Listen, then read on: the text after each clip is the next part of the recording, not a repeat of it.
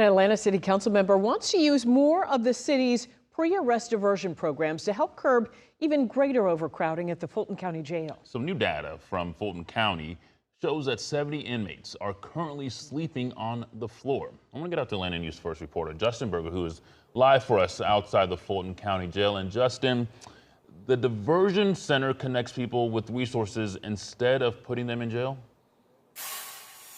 Yeah, Wale, that's right. They offer wraparound services like clothing, food, showers, and legal assistance for folks facing poverty, substance abuse, and mental health related offenses. But the data shows it's not being used to its full potential.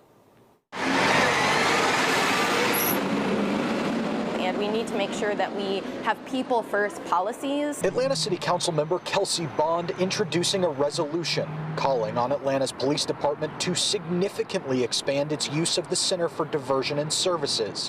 When somebody is suffering from homelessness, extreme poverty, or mental illness, throwing them behind bars does not help them get back on their feet or access the resources they need.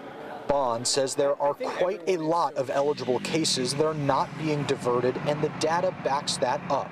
The diversion center could serve around 40 people a day, but recent numbers from Fulton County show the daily average in January at 8, tying a 12-month high. The more people using pre-arrest diversion services, the fewer people inside the jail. We've all known for quite a while that there is a human rights crisis at the Fulton County Jail with overcrowding and unsafe conditions. And so with the World Cup ramping up, it's an excellent time to really double down on our diversion efforts. Looking 30 years into the past, and we need to make sure to learn from history instead of repeating it.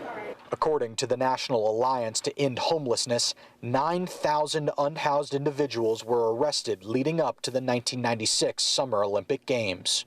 This resolution is seeking to address the root of the problem by investing in compassionate alternatives to incarceration instead of, punishing people who are experiencing the symptoms of a broken system.